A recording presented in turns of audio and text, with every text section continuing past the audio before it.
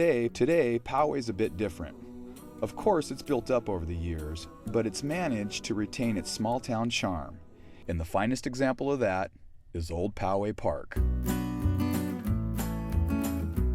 Once the center of town, Old Town Poway is cool. It's kind of like a mini Knott's Berry farm.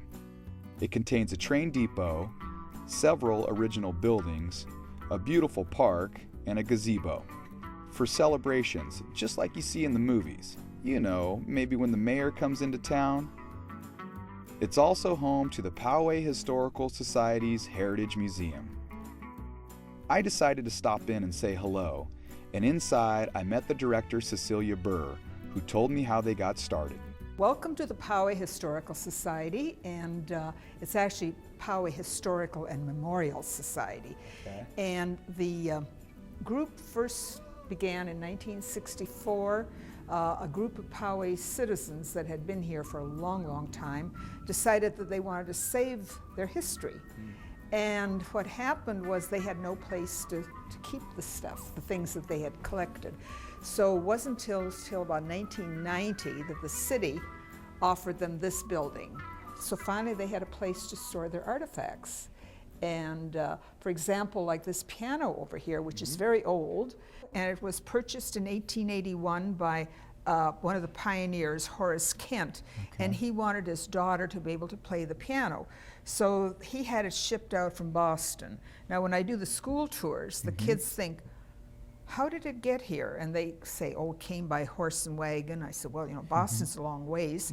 And none of them think about the ship, the sailing ship coming around the Horn.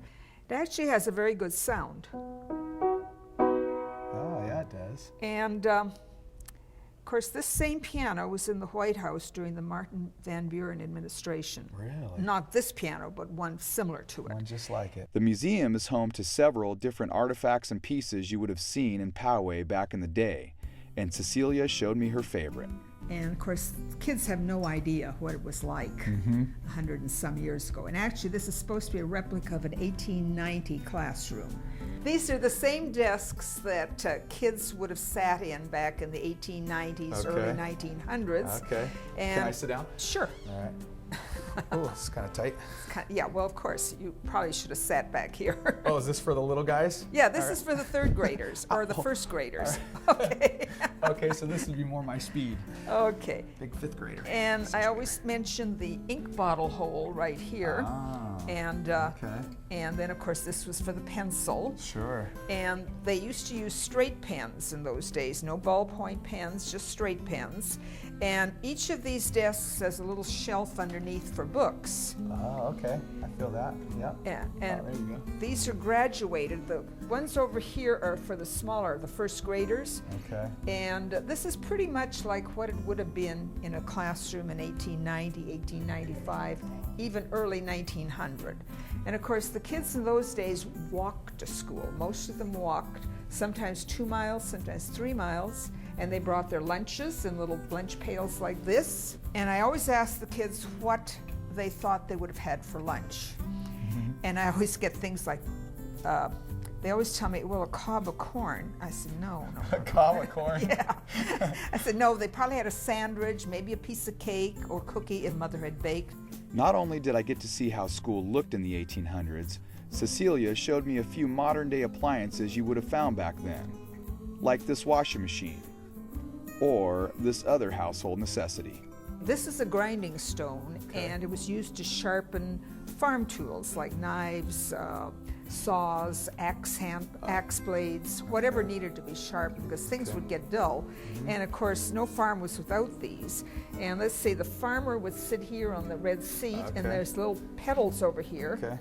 Okay. All right. And then this would go round and round. And of course, they have water here this was water cooled. And the water would drip on here because the sparks would fly, and you know, you could start a fire, especially if you're doing this in the barn and you had hay and stuff like that around, or straw.